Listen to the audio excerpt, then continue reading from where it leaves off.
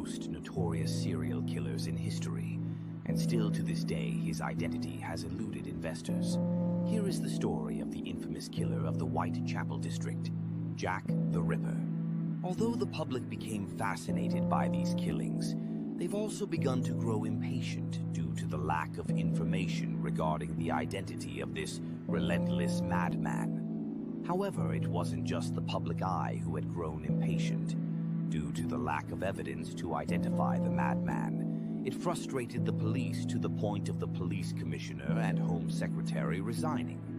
We're going to cover the 5 canonical victims and possible suspects that police believe could have been Jack the Ripper, counting as many as 8 possible suspects. Without further ado, let's jump into the timeline. In the year 1888, the East End of London, also known as the Whitechapel district, was said to be one of the rundown places in London where the prostitutes made their living. However, what was usually an ordinary day was soon enveloped with fear when a madman with no clear motive terrorized the streets with fear. That man will later be known as Jack the Ripper. In August 31st, 1888, at 3 in the morning, the body of Mary Ann Nichols was found on Bucks Row in Whitechapel by 2 men, Charles Cross and Robert Paul. They claimed to have noticed a bundle on the western end. The police would eventually arrive on the scene. Upon further review, Mary Ann's throat was severely slashed and she was disemboweled.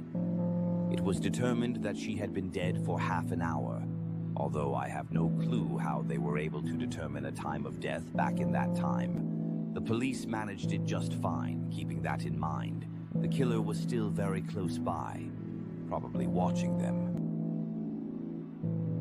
On September 8, 1888, the body of Annie Chapman was discovered on Hainbury Street by a man named John Davis, a resident on 29 Hainbury Street.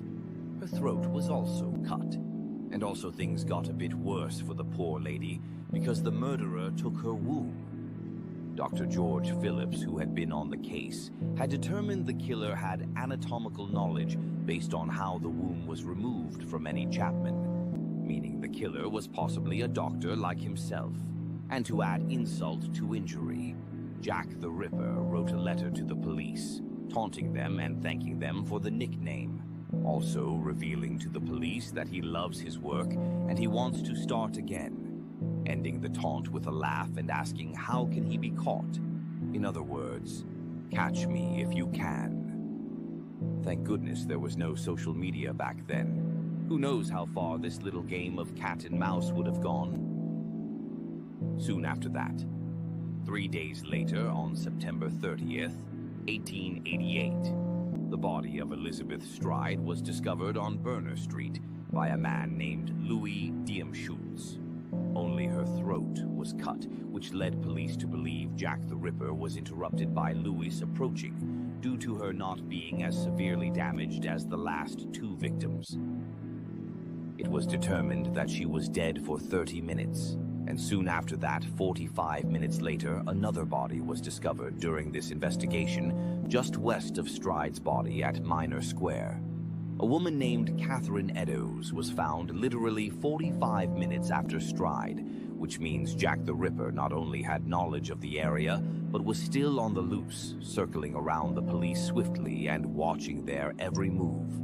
Catherine's body was severely mutilated, including her face. Her uterus was removed as well as her left kidney. A clue was left behind. It was a piece of Catherine's apron, and on it was another clue from Jack the Ripper.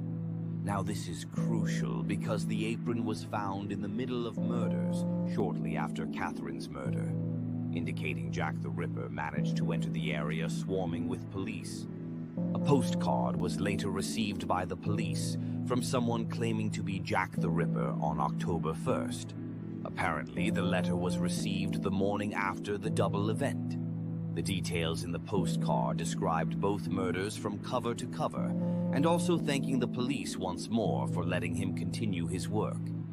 Based on the handwriting and the details of the postcard, the police realized this was in fact the real Jack the Ripper, considering the police had not released any information to the public about the double murders.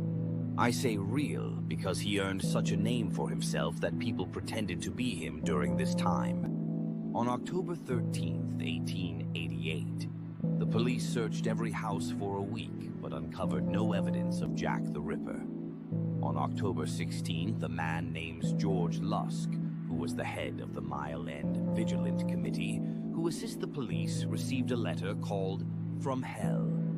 The letter also had a box delivered with it with half a human kidney, who some believed it belonged to Catherine. However, upon investigation, police found out the From Hell letter was a prank from a medical student and the kidney was fake. However, on November 9th, 1888, the body of the fifth victim, Mary Kelly, was found. This body was by far the worst of them all. Her body was not only disemboweled, it was virtually skinned alive. The landlord described it as the devil's work. With that being said, it's time to name our suspects. Sir Melville Macnaughton had a general suspicion as to who the killer might be. The first suspect was Montague Johnson Druitt. Apparently, he wanted to be a surgeon and had a cousin that practiced medicine in the Whitechapel. Although it is said that he could have been Jack, Montague disappeared and later was found floating in the Thames River 4 weeks after the last murder. The second suspect was a man by the name of Michael Ostrog, a Russian doctor and a criminal. Ostrog had been in an asylum for homicidal tendencies. Macnaughton notes that Ostrog couldn't provide a solid alibi for his whereabouts during the murders. Ultimately, he was not convicted due to lack of evidence. The third suspect was a man named Aaron Kosminski, a Polish resident in the Whitechapel. He also spent time in an asylum in 1889 after the last murder. Kosminski would stay there until his death in 1919. Kosminski was known for his hatred of women, particularly prostitutes. According to Macnaughton, he fit the description given by people in Mitre Square, which was the same night of the double murders. Kosminski was familiar due to his name being in a book called Naming Jack the Ripper. Apparently, a shawl was purchased at a shop with DNA belonging to Kosminski. This is crucial because it's the same shawl, or rather a piece of it that was left at the scene of Catherine Eddowes. Also, there was semen found on the shawl that apparently belonged to one of the relatives of Eddowes. However, the researchers made an error of nomenclature. Basically, Dr. Jari Louhelainen, a molecular biologist, identified a mutation in DNA on both the Scarf and Eddowes relative named Karen Miller. This mutation was named 3114.1C, only found in one person out of 290,000 people. However, that's where the error was made. The real number was actually 315.1C, which according to researchers is a mutation shared by 99% of Europeans. Putting it simple, the research was useless. Seeing as the doctor made an error with his research, the investigation team threw out whatever else he may have found. The fourth suspect, with a pretty bizarre theory, was Jack the Ripper could in fact be female, calling her Jill the Ripper, which to some, it may explain why the killer had always been able to slip through the cracks undetected. Although some still believed it possible for the killer to be female due to the fact that a midwife with blood on their clothes would be easily explained, it still doesn't fit the public eye's description of the killer being a male. The fifth suspect was Prince Albert Victor Christian Edward, aka the Royal Conspiracy. Prince Albert would be seen walking around where the victims were found. He later contracted syphilis, which some believe it drove him insane. Some say he had a child with a local woman, and Queen Victoria ruled against this and had the woman silenced. Conspiracy theorists also believe he was never discovered due to the royal aid assisting in a cover-up. However, the theory fell to the ground due to lack of evidence or DNA matching the prince. The sixth suspect was a painter by the name Walter Sickert. a theory posed by a woman named Patricia Cornwell, who was a crime novelist. Cornwell spent £2 million on Sickert's paintings, letters, and writing desk in order to comb over them and prove he was Jack the Ripper. Cornwell believed Sickert was Jack the Ripper due to his obsession with Jack the Ripper and his victims. Cornwell happened upon unusual painting of the victims designed by Sickert, so she dedicated her research squarely on him. Furthermore, it is said that Sickert was so obsessed to the point of cosplaying as Jack the Ripper. But nevertheless, these were all harmless. All it did was show Sickert as an obsessed man rather than a killer.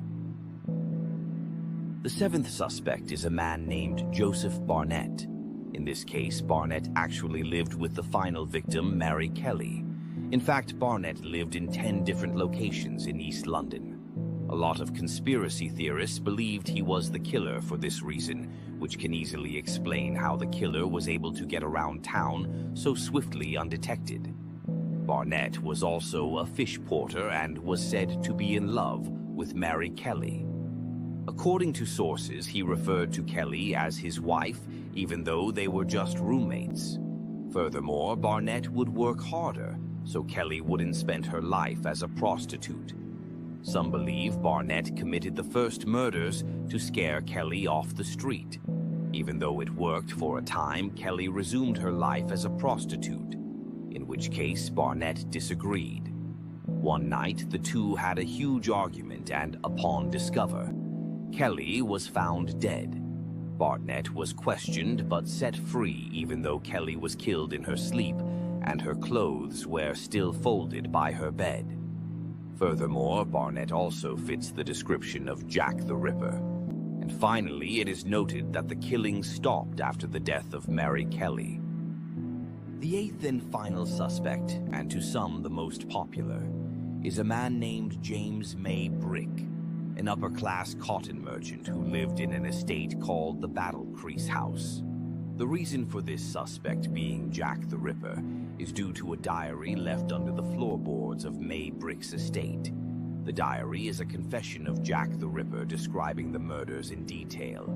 However, the person who discovered the diary, a man named Mike Barrett, admitted to fabricating the diary, but only to recant his statement later. Following this discovery, a pocket watch was also discovered, with not only the victims' names. It was also signed by Jack the Ripper and James May Brick. It is said that Jack the Ripper actually claimed the lives of 11 women, not 5. Nevertheless, no one knows why he targeted prostitutes the way he did. No one will ever know. For over 100 years, the theory of Jack the Ripper's identity has continued to ripple the communities with fascination. However, the story actually doesn't end there. In the current modern times where technology has evolved, scientists and investigators made a very recent discovery in 2025. According to new research, DNA was ran through the new database and microscopes, and Jack the Ripper's identity has finally been revealed. Recent claims of a DNA match linking the killer to one Aaron Kosminski.